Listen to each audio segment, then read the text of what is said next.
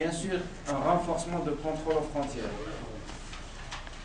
En 2011, environ 1500 hommes, femmes et enfants sont morts en Méditerranée.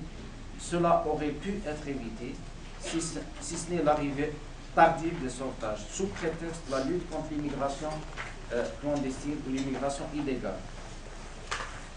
L'Europe n'a pas pu offrir le droit à 6 millions de Roms.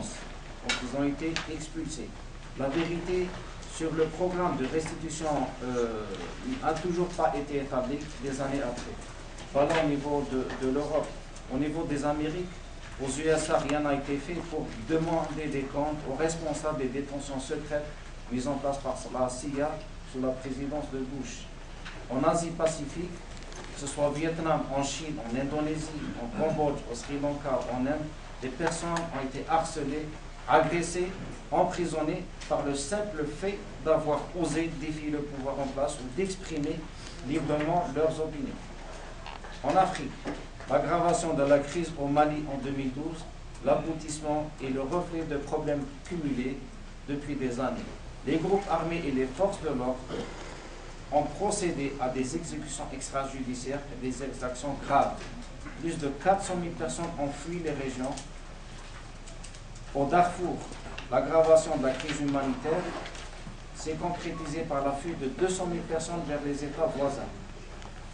Au Congo, des civils victimes des violations des droits humains perpétrées par les forces de sécurité et les groupes armés. Dans la région du MENA, Moyen-Orient, Afrique du Nord, depuis fin 2010, les soulèvements ont continué de peser sur la situation des droits humains dans la région. En Syrie, le conflit armé ravage le pays. Il y a plus de 2 millions de personnes déplacées à l'intérieur et 600 000 réfugiés.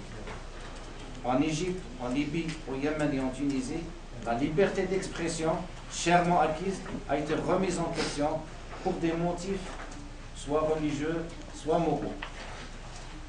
Dans les pays du Golfe, la situation en matière de liberté d'expression et de manifestation s'est également aggravée.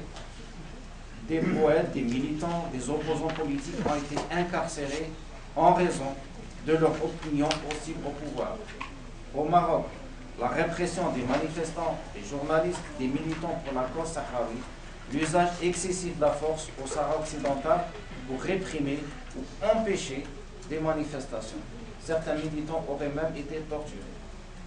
En Palestine, Israël a maintenu le blocus sur la bande de Gaza et poursuivi l'expansion des colonies illégales en Cisjordanie.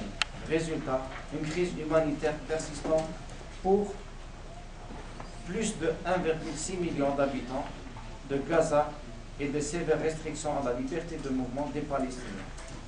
En Algérie, restrictions à la liberté d'expression, d'association et de réunion ont été maintenues en 2012.